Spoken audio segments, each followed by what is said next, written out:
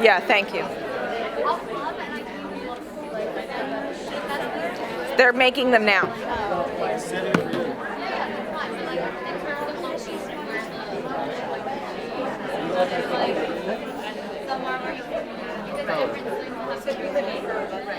My wife has to leave in the middle because she has to go cook, and she doesn't want to insult you by leaving. I will not be insulted. Come sit here. Come sit here. Okay, hi everybody. Shavua Tov. Am I supposed to do anything? Oh, this has been recording for the last 6 minutes. Okay, good. Yeah, no problem. You have to wake up a lot earlier in the morning to insult me. Don't worry, I'm fine. Okay, hi. Thank you all for coming. Okay, so this class is called Welcome to Planet Earth. Do you know what you're doing here? And by the time you walk out of here in 45 minutes, an hour, whatever, you may not know your purpose here, you may, but you'll definitely know what questions to ask, you'll know where to look. So, what? I already emailed it to somebody and it didn't go through. Okay. My son, Sidi. Hi, everybody. You just forward it to me, or you want? Here, I'll forward it to you. That's a good idea. Oh, yeah. Sorry, everybody. Give me a second. I want to make sure that You can send it to me. T-Cuz. There you go. Beautiful. let's make sure that the attachment is not there. That's the problem. You guys like security? They can't find a photocopy machine, apparently. Yeah. You went to grab my gas. Hang on 1 second. Here we go. Do you want to bring your notes here? Hi, how are you? Yeah, just right from the women's section over there. Yeah. Okay. Just maybe two or three. Joanna, I'm sending it to both of you. Joanna Blumenthal Okay. at gmail.com. Yeah, it could be that you're not. Oh. And you're then not smiling. I'm sending it to From you memory. also. Yeah. Great. All right. I'll deal with the rest. Great. Yes, sir. Have fun. Have fun. It's done. I sent it. Done. All right. Have fun. Okay, here we go. Okay, so some of you have sheets and some of you don't. They're getting more sheets. Do they have more? No, that's empty seat. Okay, so here's the deal. So Judaism teaches us that each person was sent here for a very specific reason. You have a mission why you were sent here. If somebody else could do what you were sent here to do, they would be doing, is this an extra one? This is an extra 2. Hot commodity. There you go. Who else? There you go. Yeah, they're bringing more. Thank you all for coming. I feel so popular. So if somebody else could do what you were put here to do, they would be doing it and you wouldn't be here. The fact that you're here means that you have something that you were sent here to do. The question is, how do you figure out what it is? So it doesn't make any sense to send someone on a mission and not give them the tools they need to fulfill that mission, right? That doesn't make any sense. So that means God already gave you everything you need to fulfill your mission. You just have to figure out where to look. But once you figure out where to look, it's not so complicated to figure it out. You just have to want to find your mission. You have to ask the questions. The only thing you need to really be able to do this is a sense of self-worth. And we live in a generation of very low self-esteem. It's not going away. I don't know why, but it's not. And there's some extent to which we all don't know ourselves. And it's possible that that may include some amount of self-hatred. You got to get rid of that. God does not make junk. If you're here, you're solid gold through and through. You may have mistakes. We're going to get there in the second half of the class. We all make mistakes. That's okay. But you being here means you are a soul. You have a body. The real you is your soul. You can do things to put schmutz on the light bulb, but once you clean the schmutz off the light bulb, the light shines. That's what light does. Light shines. That's what it means Jewish people is a light unto the nations, an or l'gayim. A light just does its thing. And when you do your thing, you will fill the world with light. The question is, what's your thing? How do you find it? So the only thing you need to know is that you are amazing just the way you are. It sounds cliche, but we don't live there. we have to live there. And if you don't deeply believe that, then you won't let the answers bubble up for you, because if you dig too deep, you're going to be afraid what you're going to find. So you got to get rid of that. That's just like garbage and insecurity, and forget it. Moses was called the most humble person ever of all. He didn't have like some kind of like insecurity issue, right? He just knew his strength. He spoke to God. He got the Jews out of Egypt. He brought the plagues. He just didn't think it made him any better than anybody else. That's why he was humble. If you don't know your strengths, that's just called an inferiority complex. That's not called humble. You have to know what your strengths are. So I was teaching this class one time. I teach this class at the Meor Maimonides program. When I lived in America, I taught at the Meor Maimonides program. So I taught it at universities. Yeah, woo, Maimonides. So oh yeah, we have extra sheets. You're amazing. Thank you. No, they have pens, I think. Wow, hot off the presses, literally. Who needs a sheet? Here, yeah. There you go. You need? Sorry. There you go. Oh, you got it. You have? Great. For the back? Wow. I don't know if it's going to be enough. Need more pens? We might need more. How many did you do? You made 30? Thank you. Who needs a pen? Yes. It's very kind. Need a pen? Pens? Pen. Hi. One more? Another sheet? We have more sheets? There's one more sheet over here. Are these for pens or for sheets? Okay, I'll make some more.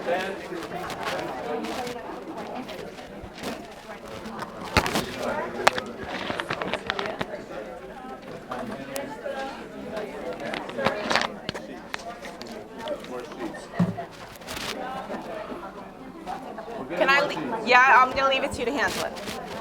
Okay. Pens. They need pens. Pens. Is that an extra pen?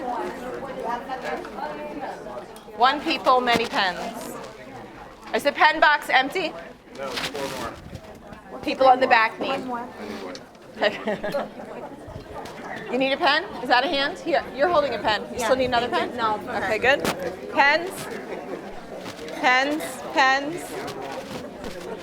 I'll miss you. It'll get lost. Okay. Good. Is that an extra pen, or that's your pen? Oh, that's sweet. Does anybody else need a pen? We have somebody out. Do you mind? Yeah. You're amazing. And there's more coming. You'll have to share, okay? Great. Pass that back to him. Okay. So I was teaching this class at some university, I don't remember which one, and one of the kids said, it would be so great if we came with tags. You know, if I have a mission, tell me what it is, I'll do it. You know, your sweater comes with a tag so you don't like ruin it in the wash. It's like the baby's born, and you're like, boy or girl. And the next question is, what does the tag say? And like coming out of the baby's tuchus is a tag. And you just read the tag and figure out who this kid is. You know, so it says academically challenged, socially a little clunky, swimming gold, I don't know, Tokyo 2040. Great, done. Now I know who this kid is. And when you registered the kid for school, you'd have to bring in shot records and a copy of their tag. So in 3rd grade, when your kid is like a total mess, the teacher just goes to the office and says, can I see this kid's tag? I can't figure them out. And they're like, academically challenged, she's going to the Olympics, leave her alone, it's fine, right? Think of all the money we would save, tutoring, psychotherapy, right? It's easy. You just why don't we come with tags? There's a couple of answers. Number one, you ever been told what to do? You do the exact opposite, right? If I say you're academically challenged, your response will be, oh yeah, watch this, right? And that's not the point. The point is not to prove yourself. The point is to be yourself. So number one, if you're told what to do, you don't do it. Number two, we're programmed to self-actualize. Your kids, I pour my apple juice. I want a time or two. We want to do things ourselves. It's in our hard drive. But additionally, we don't have tags because, who needs more sheets? Anybody need a sheet? Wow. Oh my God. Can I put these back? You keep talking, I'll go around. Okay, back of the room, over there. What was I saying? Back of the room, sheets, pens. Okay. Self-actualize, program, kids, Hard drive. Oh, I remember. Okay. And it's so perfect. It's not about the destination, it's about the journey. See, that was just that. I just wanted to illustrate that. Are we, I'm going to wait till they pass these out because it's a lot. Good? All right. Life is not about the destination, life is about the journey. So I read this story one time in the intro. I don't know if it's true or it's not true. It makes the point regardless. A kid graduates college and he applies for his dream job. He gets the interview. He goes down to the company. He does great. Gets called back for the second round of interviews. Does great. Gets called back for the third round of interviews. Now he shows up. It's like in the bag. You reach the third round, you're done. You're in. He gets there, and the receptionist says, "I'm so sorry. We're just running a little late today. Would you mind waiting in the boardroom like 15 minutes or so? We're just behind. I don't know, and we'll come get you as soon as they're ready to interview you." He's like, "Sure, no problem."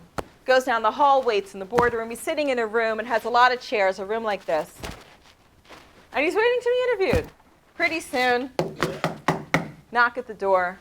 Guy shows up, looks like an intern. He said, "Excuse me, sir, I'm so sorry, but we have a meeting down the hall, and we need these chairs. Do you mind? I don't want to disturb you, but do you mind if I just clear the chairs for the meeting?" And the kid's like, "I'm waiting to be interviewed. Like, do what you need to do, no problem." He starts clearing the chairs one by one. Now, there's no meeting down the hall. This is a test. What do they want to see? If he's going to see, you all would have done great. They want to see if he's going to help clear the chairs. And I tell the kids at university, you know, the people that are going to hire you, they know that you hired someone else to write your resume. Like, they know that. So you like babysat once and you're like a child care expert. You know, they know. And they're not hiring a suit. And they're not hiring a GPA. They're hiring a person. So they want to see, are you going to go that extra mile? Are you going to be helpful? Are you a team player? Or are you going to show up, do your job, and clock out? Who are you? So they want to see, is he going to get up and help clear the chairs? But this poor kid doesn't know that. So he just sits there while not the intern, the CEO, clears chair after chair after chair until there's 2 chairs left. The chair he's sitting on and the chair his feet are on. And the CEO goes over to the chair where his feet are and he goes, "Buddy, do you mind?" And the guy goes, No. He puts his feet down like he's a big macher. And the CEO goes, "Yeah, we will not be needing your services." And the kid's like, "What are you talking about? I'm waiting to be interviewed." And the CEO says, "You just were." What this poor kid didn't know is it's not about the finish line. It's not about the destination. It's all about the journey. Life is made up of a million moments where the cameras are not rolling and nobody's watching. And that's where you become who you're going to become. And I say this to the kids on campus. I say, you know, here the whole point is that GPA, that 4.0. So I guess if you can cheat and get away with it, you walk away with your 4.0. I guess it works here, but it does not work out there. There's only, I don't know how many times a person has to lie before they become a liar. I don't know how many times you have to cheat before you become a cheater, but there's only one way to get there. But the same is true in the other direction. You know, how many times do you tell the truth before you just become a person of integrity? How many times do you do the right thing before you just become a mensch? You know, I don't know where that line is, but there's only one way to get there, and it happens in all of the small moments of your life. And you can find your mission in all of the small moments of your life, because what you think is insignificant is not insignificant. What you think is insignificant is the fabric of your life. So here we go. Now, I can lead a horse to water, but I can't make him drink. So it's up to you. You're all here. It's kind of a hot, crowded room. So I highly recommend you do the work. If you don't want to do the work, I'll try to, entertain you for 45 minutes, and then you'll leave, and you'll go on with your life not knowing what your mission is. That's all you. That's all you. But I highly recommend that you do the work, because you're here anyway. And in 45 minutes, you really may have a clue. So you in? Yep. Sad. Are you in? Yes. That's better. Here we go. Number 1. What are your talents? Now, when I say talents, I don't mean you can juggle wet plates. That's not what I mean. I mean, what came in your hard drive? If you have kids, and you can write as I'm talking, if you have kids, you know that there's natural things that just came in their hard drive. And I talk about, say, in the parenting class. This kid is just naturally organized. This kid just has the gift of gab. This kid is just athletic. There's things that you are really good at. The problem is that whatever we're good at, we denigrate. And whatever somebody else is good at, we marvel at them. So if you're naturally organized, you're like, big deal. I can like put stuff away. This is not a talent. Okay? But if you're not naturally organized, you marvel at the people that like alphabetize their spices. Right? You're like, oh my gosh, how did you even think to do that? Or if you're naturally artistic, let's say you know how to dress well, or you can paint, or you can whatever. You're like, big deal. Like, I know to put on a scarf. This is not a thing. But if people don't know how to put their outfits together, and you do, they marvel. How did you know that went with that, went with that? People who are good at math, big deal, I can add. But if you're not good at math, you're like, I can't get it. What are the things that you are naturally skilled at? I put, I think, 3 things. That's minimally. You should write 3 things. I think it was Rav Yisrael Salanter, but I'm not sure, who said, ay to somebody who doesn't know their flaws, but ay to somebody who doesn't know their strengths. You have to know your strengths. So nobody's going to read this. Being humble does not mean you don't know what your strengths are. Write down the things that you're naturally good at. Go. They think they went to get more paper. Are there any extra papers? I can see if I have any in my folder here. Here's one. You're welcome. And here's a pen also. People still need pens? Anybody need pens? They need them down there. I have no more. That's it. I can do it on my phone. I can click Oh, you're smart. Good. Here, this is an extra one. Somebody took just doing it on their phone.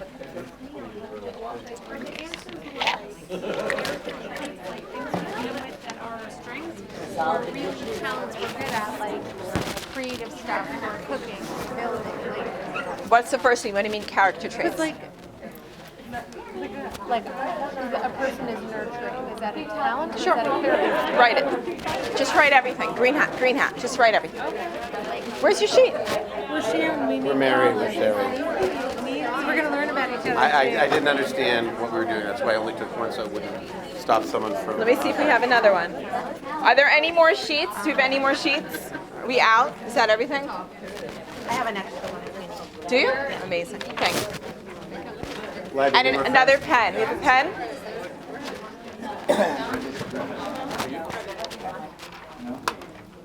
Awesome. Okay, here we go. Next. Shh. Loves. Loves. The next thing on the sheet.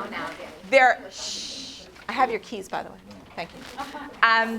There are things that you love doing that you're not necessarily so good at. Singing comes to mind, yes? You can love doing something, you're not that great at it. So what? The fact that you love it, Judaism teaches us that we're all here for pleasure, which people think sounds hedonistic. You know, like eat, drink, and be merry, for tomorrow we die. So Judaism is very into physical pleasure, right? That's why on Shabbat we have a candlelit dinner with wine and homemade food. It says save your best clothes and your best dishes and your best stuff for Shabbat. Because on the holiest day of the week, we don't say leave your body, don't be shallow. We say bring your body with you. We want your body to come with you. Physical pleasure is part of Judaism. There's nothing wrong with it. But if your whole life is about physical pleasure, you're a bottom dweller. Because there's so many levels of pleasure that are higher than that. And by way of example, a friend of mine was a lifeguard in high school. And she worked at a camp, and they had their day off. And you know, the kids had trip day, and all the lifeguards had off. And they would always do something on their, you know, on trip day. They'd always go somewhere. So one time they went rafting, you know, down a river, canoeing, whatever. And they pulled over to the side of the river to rest and hang out and have lunch. And they're all like, you know, sleeping in the sun. Suddenly they hear screams. So they all got up and they go running. There was another family who was also rafting, and they stopped to swim, just like all my friend and the lifeguards. And one of the kids went under and they couldn't find him, and they're screaming. Okay, so there's 10 lifeguards. So they all jump into the river and they're looking for this kid. And they can't find him and they can't find him, and the seconds are ticking by. So one of the lifeguards was wearing contact lenses. So they were swimming, but they weren't looking under the water because they were wearing lenses. They didn't want their lenses to fall out. But as the seconds ticked by, they were like, forget it. And they went under the water with their eyes open, and the kid was right below them. Like his ankle had gotten stuck in something, and they got him out, and they did CPR. They saved the kid's life. Okay. Now, if you take all the trip days of the whole summer where they went to the carnival and they went shopping and they had all this physical pleasure of relaxing, and then you take this day where they lost their contact lenses and their day was ruined, but they saved a person's life, which day at the end of the summer when they look back gave them the most pleasure? Saving the life. Which story did they come home and tell about the summer? Saving. Which story are they going to bore their grandchildren with? Right? Right? Saving a life. Because, yes, having a day off in the sun is a pleasure, but saving a life is a totally different pleasure. And Judaism teaches you're here to love your life. And the things that give you pleasure, that's part of what you're here to do. Because what you love doing, I don't love doing. And what I love doing, you don't love doing. It's very personal. So what are the things that you really enjoy? If you love shopping, write shopping. If you love lying on the beach, write lying on the beach. Green hat. Nothing is too superficial. If you think something is too superficial, you won't write it, and then it won't get out of the clover leaf of your head. You won't be able to think of anything else. Okay? So write down anything that you love doing. I wrote 3, but write 10, write 30. Just go.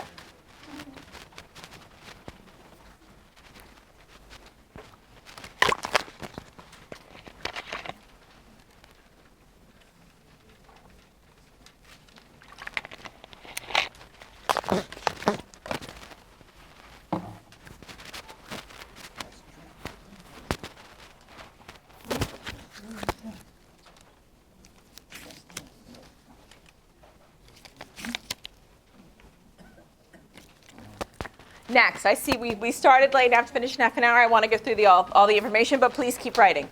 Paradise moment. So I got this from Rabbi Niven, who's a teacher who lives in Israel. I learned with him on the phone for 4 years. Brilliant, brilliant, brilliant.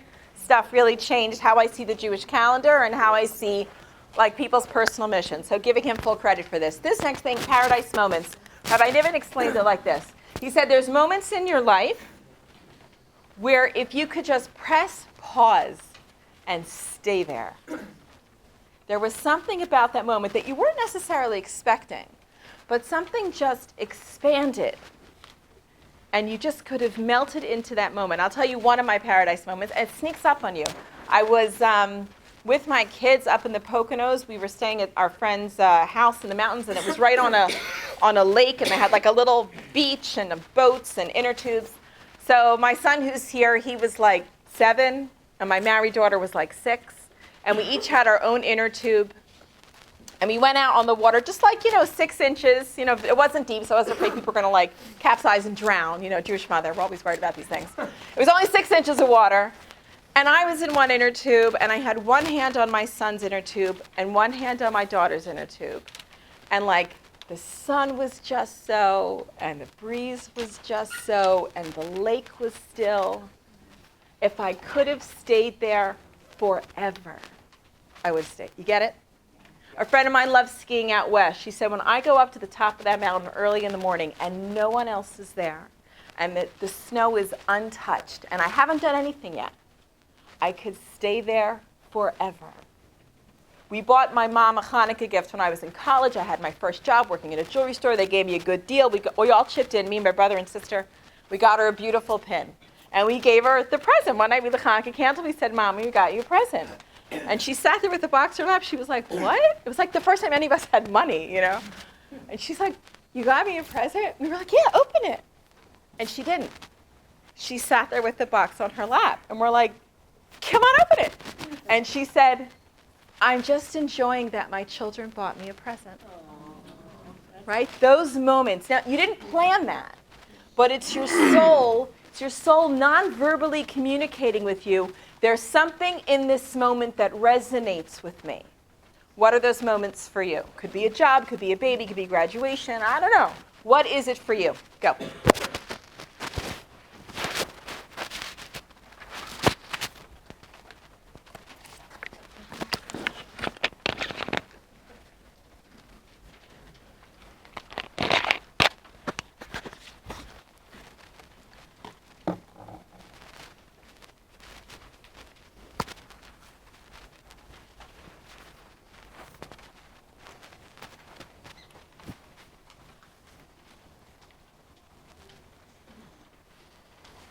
Okay, now as you're writing, let me tell you what to do with these paradise moments.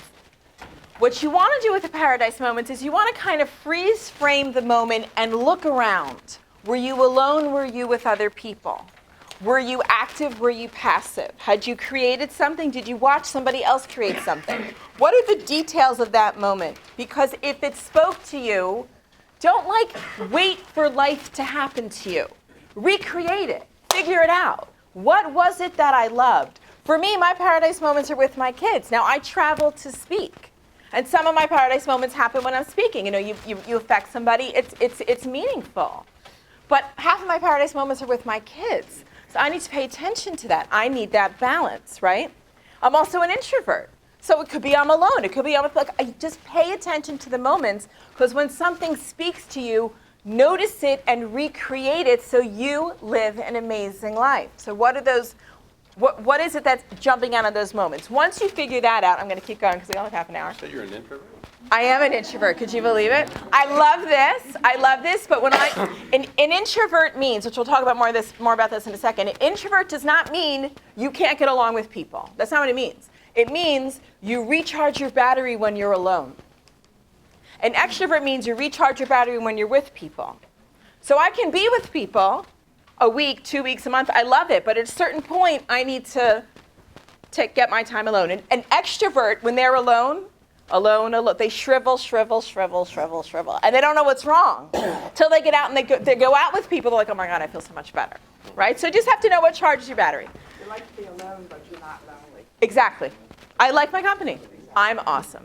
Anyway, I digress.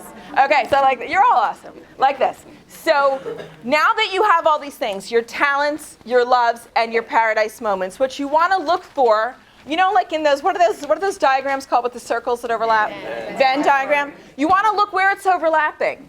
You're talented, you love it, it's a paradise moment. Bingo. Okay, that's pay dirt. You want to start thinking, what is the mission statement for your life? You take all of these things, the things that you're talented at, the things that you love doing in your paradise moments, and add in giving. People are happiest when they give. If you think about your life, when you give something away to somebody else, that's when you know you're really contributing to the world. The Jewish people needs leaders. We do not have time to play small. The stakes are very high. Maybe they've always been high, but they're certainly very high right now. Whatever you can do to lead, we need you. We need you. Now, it doesn't mean that you're up on a stage. It doesn't mean that you're, curing cancer. But it could mean in your community. It could mean in the kindergarten. It could mean at the office. Just step up. Just step up. We need people to step up. Very often we wait for a grown-up. You know what I mean? You wait for a grown-up. We are the grown-ups. We are the grown-ups. We have to do it. Okay? So that is the whole first half. Now, the second, what are we doing now? Personality types? Yep. Personality. Okay, this is very cool. So this personality system helps you understand yourself and helps you understand the people in your life. It's a personality system. I'll tell you the source, and then I'll tell you where you can read more about it, because the source won't tell you that much about it. The source is Rabbi Dessler in Strive for Truth, Book 5 in Parshas Lech Lecha. He talks about Avraham Avinu and then Yitzchak and Yaakov about being the basic personalities of the Jewish people. But that doesn't tell you so much about this system. If you want to read more about the system, there's an amazing book that's out of print, but if you pay $50 for it, you can get it on Amazon. It's called Powers of the Soul, and it's written by Rabbi Tom Meyer. I think it's M-E-Y-E-R, or is it M-Y-E-R? I think it's with an E. M-E-Y-E-R. He lives in Israel. He is a brilliant master teacher. And the book Powers of the Soul, it talks about the 5 levels of the soul. And then then he talks about these 3 personality types, so I'm going to explain to you now. And it's like you could read it at the pool. Like, it's the deepest Kabbalah in the world, and it's like you could read it with your feet up. It's an amazing, amazing book. And it's out of print, and you cannot borrow my copy, but I hope you find one on Amazon. So Chaim Bracha Tov. So it goes like this. Chaims are the thinkers. It says this on your sheet. Yes, they're always thinking about life. Chaims are the thinkers. Brachas are the feelers. They feel the bracha, the blessing in the world. And Tovs are the doers. They always want to do the good thing. There's one personality for your soul and one personality for your body. You're usually not the same category in both your soul and your body. So I'm going to explain all 3 to you. The purpose of this system is not to pigeonhole people. It's not to say, well, I'm a Chaim, so deal with me. That's not it. It's to understand your strengths, understand other people's strengths. Sometimes when you give something else a name, it sort of gives people permission to be different than you. So that's what this is about. It's about being not judgmental, about giving people permission to be different than us. Okay, so I'm going to explain all 3 souls and then all 3 bodies. So a Chaim soul, what does a Chaim soul look like? A Chaim soul, these are the thinkers of the world, the people that love ideas. They love learning, usually obscure things. They love speeches. They love debating. And they're not debating because they want to fight with you. They're just debating because it's fun. They love arguing. It's just enjoyable for them. It's like the Play-Doh of the world. If you have a Chaim kid, they're very smart, and they don't always do well in school. Because school is not really about being intelligent all the time. I mean, some schools are, and it is when it is, it's great. But sometimes school is about sit down, shut up, listen to what I'm saying, and spit it back. Chaims find that whole process insulting. Because you don't want me to think, you just want me to spit it back, so they don't work. And then as a mother or father, you could be like, you're so smart. Why aren't you doing well in school? It's like they have no patience for it, right? But a Chaim could also be that kid that like skips a grade or 2 or 3 because they're so brilliant and they do so well, right? So it could manifest in different ways. The absent-minded professor, classic Chaim soul. Think tank people, classic Chaim soul. Okay, Chaim soul will be very much thinking in their heads. A Bracha soul. Brachas are the feelers. They love art and beauty and nature, and they love people. They're always taking care of people. These people that bring you soup and bring you cookies, and they're always hosting everything, and they're just so happy that you're there. And you're usually extroverts because they love people so much, and they appreciate the beauty of the world. They always want to share. Like, here, taste these asparagus. Oh my God, they're so good, right? And you're like, I don't like asparagus. No, they're so good. No, you have to have. Right? They just want to share whatever beauty they see. They want to share it with everyone around them. They say brachas. Everybody loves brachas because brachas love everybody. Okay, these are the people that host everything. You just love them. Those are bracha neshamas. There you go. A tov neshama. A tov neshama is driven to do the right thing. If you know people like this, they love halacha. They love a good chumrah. It's the best, right? They love etiquette. They're punctual. They always say the right thing and do the right thing. They bring a hostess gift, right? They're always on time. They want to know what's right. A friend of mine who is a tov neshama told me that, like, she thought I was a tov neshama, which I'm not. But she thought I was. So she asked me this question. She said, if it's the middle of the night and there's no one around and you won't get caught, will you drive through a red light or wait? I'm like, oh my gosh, I'm so driving through the red light. She goes, okay, you're not a tov neshama. She said, I will sit at a red light. It's 2 o'clock in the morning. There's no one around. I won't get caught. The light's red. I'm sitting there, right? Tov neshamas have to keep the rules. That's what tov neshamas do. Brachas, they don't even notice the rules. Brachas are like totally not. Brachas are into people and beauty. A bracha neshama. My mother's a bracha neshama. We used to live in South Africa. We opened the Aish South Africa branch. We lived in Joburg for 2 years. It was amazing. And my mom came to visit. So she went down to Cape Town for a week or so or something like that. Okay, now she comes back from Cape Town to Johannesburg and tells me about her trip. Okay, there's some people that will go on a trip, they'll come back and tell you every museum they went to. And some people come back and tell you everything they ate, right? My mother came back and told me about every single person she met. Okay, that is a bracha neshama. That's just connecting to the people. Okay, so that is Chaim, bracha, and Tov. And now let's do the bodies. A Chaim body. If a Chaim soul is a thinking soul, a Chaim body is a thinking body, which means they pick up on everyone else's vibes. They absorb it. They know exactly like where people are, regardless of what they say. These people make great therapists, right? Great teachers. This is very helpful in parenting because you can pick up on someone else's energy. Chaim bodies are usually introverts because when they go to a party or a wedding, they're exhausted from it because they absorb all of that energy. So Chaim body, they get a wedding invitation, they're like, oh, do we have to go? Right? And then when they go, they're like, when are we leaving? Right? They can't be there.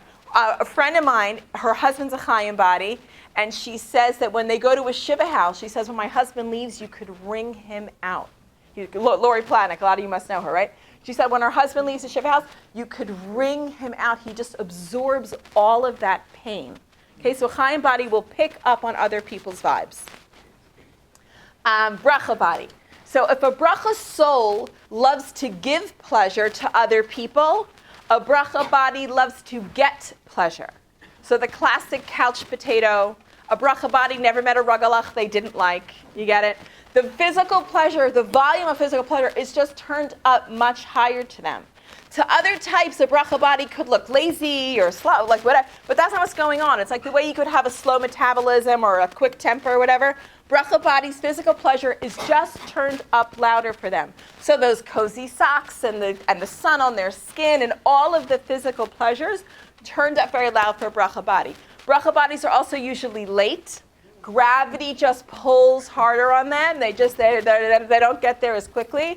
But they can also be very into physical exercise because they just connect to physical pleasure in the world. A Tov body, if a Tov neshama is driven to do the right thing, a Tov body is just driven. They're just busy. It could be right, it could be wrong. They just need to be busy. These are people that have their schedules color-coded, and they alphabetize their spices, and they're always having their to-do list, and they're on top of everything. Now, their to-do list could be totally superficial. Dry cleaners, this, that, mahjong, manicure, whatever. And all those things are fine. Do all those things. But you're not necessarily self-fulfillment there. They're just busy to be busy to be busy. That's a Tov body. Now, if you are a double in any of these, like you think you're the same, so doubles, it's a little complicated because it doubles back on itself and it's like a little bit complex. Not a bad thing. It's just a little more complex. Tovs, by the way, Tov neshamas come in two flavors. Because they're always driven to do the right thing, they come in two flavors, judgmental and non-judgmental. Because if they're driven to do the right thing, that means they know the right thing. And if you're not doing the right thing, what does that make you? Wrong. That's what judgmental is, right?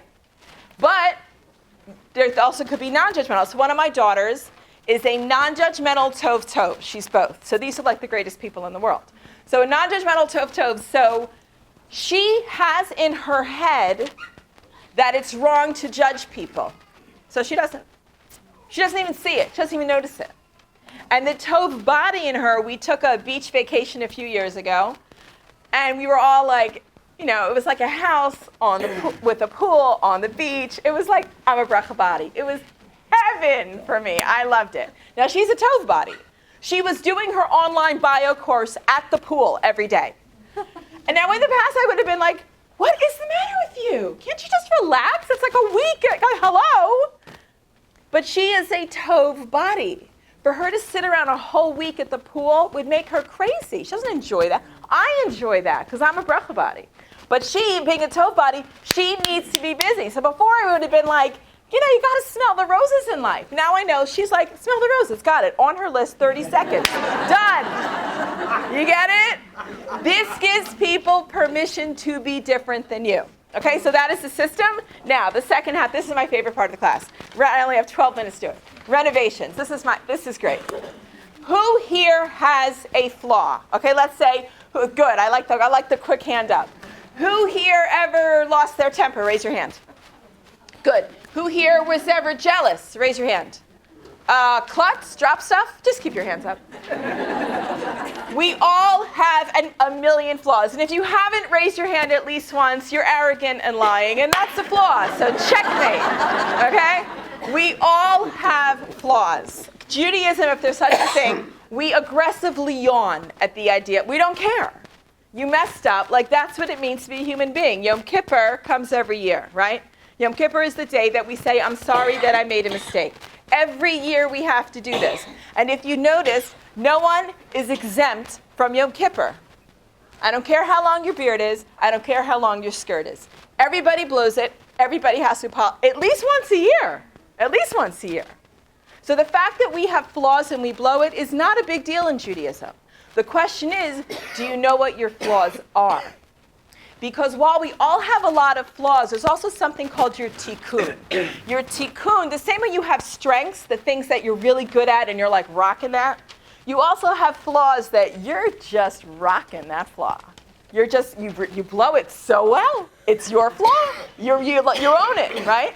How do you tell the difference between your tikkun and just whatever we do wrong all day? Because everybody gets angry, but then there's angry people. You know what I mean? Everybody may be jealous, but then there's jealous people. Like, that's what they do every single time. How do you tell the difference?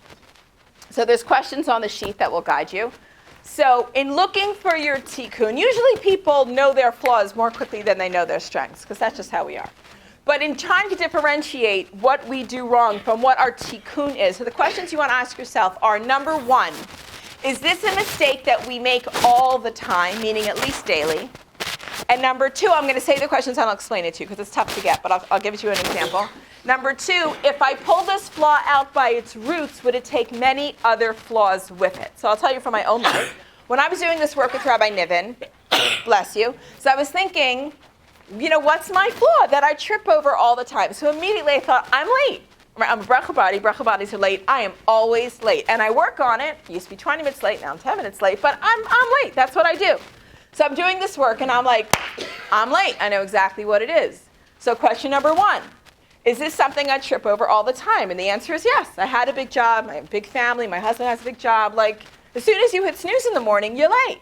As soon as you went to sleep too late the night before, you're late. So I was like, yes, I trip over this all the time.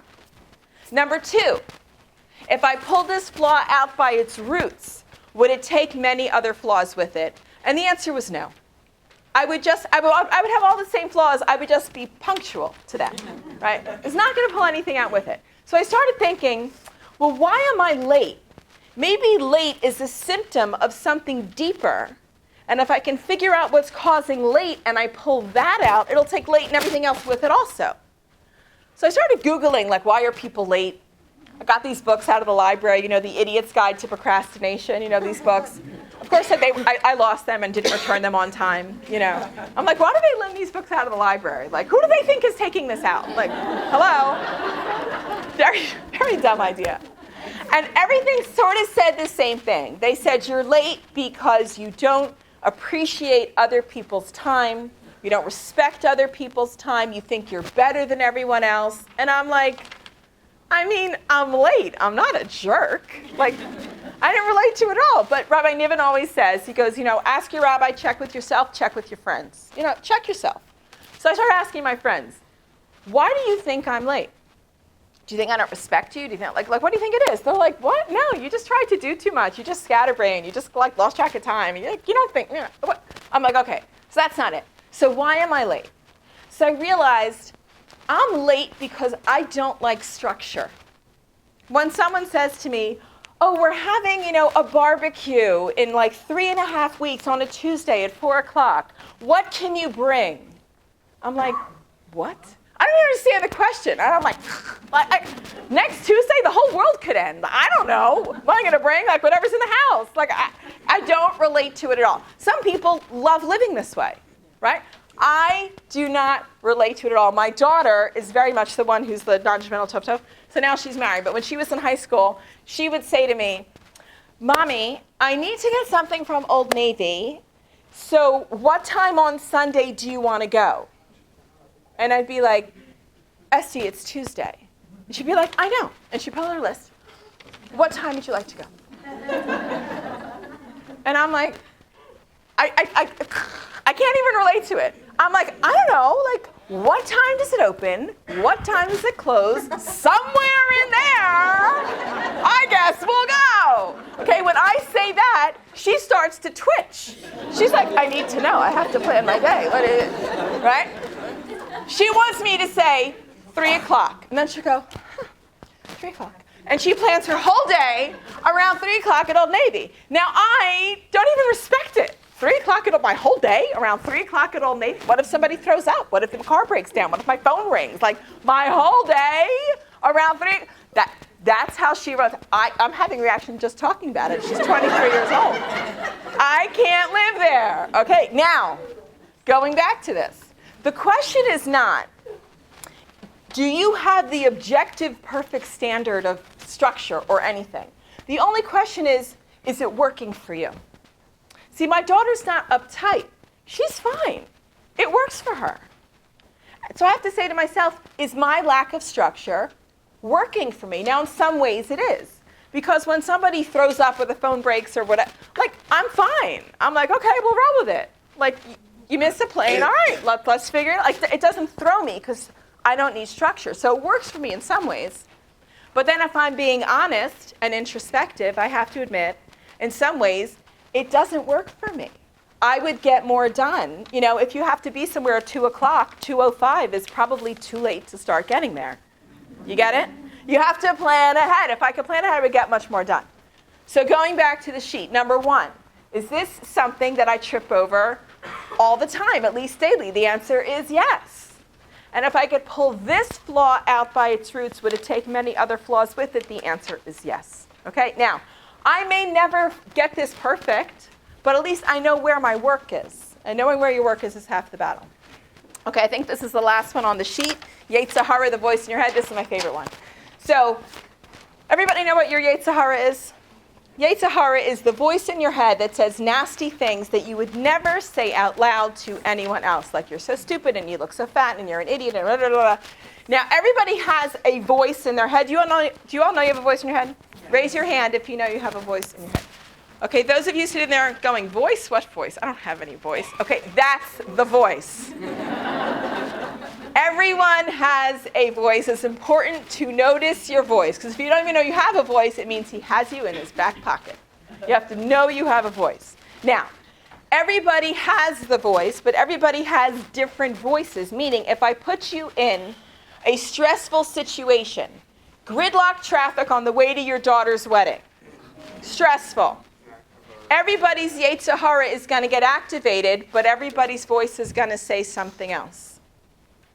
This one's going to say, why is anybody else on the road? This one's going to say, why did I leave so late? This one's going to say, it's my sister's fault, it's my mother's fault, guilty, angry, jealous, right? Everybody's going to feel something else. I just heard a story. Tony Robbins did a seminar. He was doing a seminar in Hawaii on 9/11. And they were deciding, should they or shouldn't they go ahead with the seminar? They didn't know what to do, because there are people there that worked in the World Trade Center and lost everyone, and there are people there from other countries that didn't lose anybody and didn't really relate to it. It was like a whole thing. They decided to go through with it. So they come back together, and he starts, talking to them like, how do you feel about it? So what he noticed is the people who were angry about 9/11 always got angry about everything. And the people who felt depressed and helpless always felt depressed and helpless. The people who felt guilty always felt guilty. So we think it's the natural reaction. It's not necessarily the natural reaction. It's what's happening in our heads. It's not the objective situation. It's what's happening in our heads. That's your Yetzer hara. It's possible to find the moment where your Yetzer hara got activated. Now notice I said activated, not created. Because the same way you're born with your strengths in your hard drive and your weaknesses in your hard drive, it's all part of what we're doing here. Your Yetzer hara also came in your hard drive. It just was dormant until something activated it. It's possible to find that moment. So I'm going to do an exercise with you. You're welcome to do it or not do it. It's up to you. But in this exercise, you can find the moment where your Yetzer hara voice got activated. When I ask you to think of a story in a second, what it's important to realize, this is really all about you. Yes, I need to finish. I will. The last thing. Okay, he's gone. We'll stay here all night. I'm kidding. I'm being recorded and videoed. No. That was perfect. Okay, what was I saying?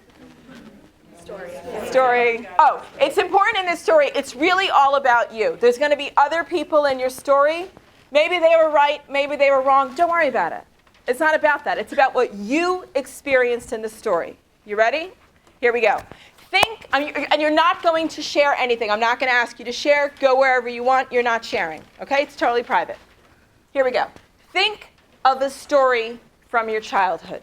Any story. Doesn't have to be good or bad or the first or pain. Whatever story pops for you. Think of a story from your childhood. Raise your hand. I'm not going to call on you. Raise your hand when you have a story.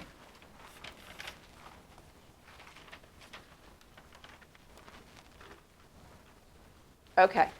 Close your eyes and to yourself just narrate the story from beginning to end so it's fresh for you.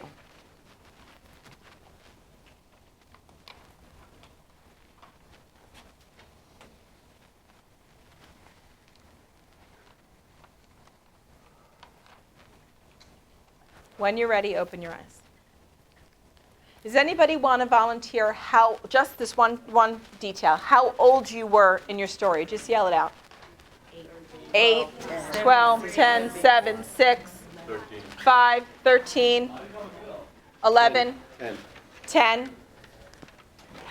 I'm almost done. 2 minutes. Okay. Here's what I want you to think about in your story. I'm going to read the questions. I'm going to explain it to you with a couple of examples. I'm going to let you go to the amazing evening program that they have for us. The 2 questions are, what did you decide about yourself in this story? What did you decide about life and what's true? This is on your sheet. Now, what do I mean by that? I don't mean that this little child at the age of 5 or 6 or 10 said, their bike was stolen, and they said, well, that's it. I'm not trusting anybody ever again. That's not what kids do. There was just something nonverbal that clicked for you in your stomach, in your chest, in your throat, in your head. Something happened. A child does not have the emotional intelligence or vocabulary to really decipher what's happening to them, but stuff happened. That's why that story popped for you. A million things happened to you in your childhood. That story popped for you because something happened in that story. Some decision was made. And now that we're adults and we have the emotional intelligence, emotional vocabulary, now we can go back to that story and we can figure it out. I learned something from the story. I'm going to give you 2 examples.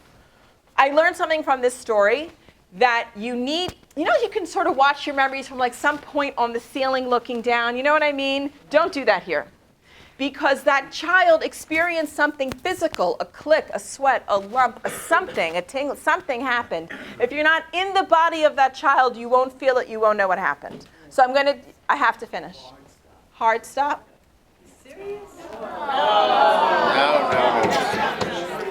Wrap it. Can I wrap it up? Yeah, wrap it up. I'm wrapping it up. What about if we don't want to go to the... I'm going to wrap it up. Yeah, I'm going to wrap it up. Okay, I'm going to tell you one story. And this really just, if anybody wants to go, please go. You don't have to say, if anybody wants to go, please go. One story I'll tell you. This one boy, I did this class with him, and he said, can you do my story with me? I can't figure it out. So this is his story. He's 10 years old. He's in sleepaway camp for the first time, and he mouths off that he's the best runner in his school. Another kid in the bunk says, I'm also the best runner in my school. He's like, great. And the whole bunk says, you 2 should race. And he's like, oh my God. They said right now to the flagpole and back. So he's like, okay. He goes, on your mark, get set, go. He said, I ran faster than I've ever run in my life. And I lost by half a step. That's my story. I said, okay, powerful story. Let's go. What did you decide about yourself? What did you decide about life? I don't know. An hour. It usually takes an hour to do this. I don't know. If you do this with somebody and you tell them your story and they know you, they will say, oh my God, that explains everything about you. You will see it. Do not help the other person do it. You steal the epiphany from them. It's like opening a cocoon. The butterfly will never fly. They have to come to it by themselves. I was working with this kid for an hour. After an hour, I finally said to him, I got up and I was yelling at him. I'm like, come on. I won't yell, but I was yelling. You're standing there and everyone's watching you, and you run and you lose. What did you decide? And finally he said, I think I decided about myself that if you fail, you're a failure. And what I decided about life is never let them see you try. When we have these decisions, when we can figure it out, you learn so much about yourself. And the last question is, and I'm going to let you go. What would you say to that child now? What's true? Because that kid decided something that was never true. And then it runs your life in this backseat kind of way. What would you say to that child now? What's true? Tell yourself the truth. I'm letting you go. Good night. Thank you. You're welcome.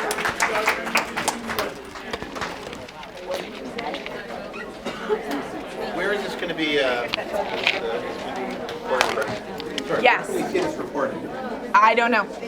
I guess on the Project Inspire website. I don't know. You said you're born on Oh, this class is on Torah anytime. I was going to say, usually It's on Torah anytime. Yes. March. You said you're born on March. Yes.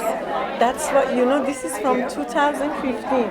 Because on March, and you talk about your personality, and I came to you at that year, and I asked you, did you born on March? Oh, And really? said, You knew? Yeah. That's amazing. I said, I didn't ask you. I said, Nili, did you born You on knew. March? I don't know how you knew that. And Amazing. you explained your personality. And then it made more sense?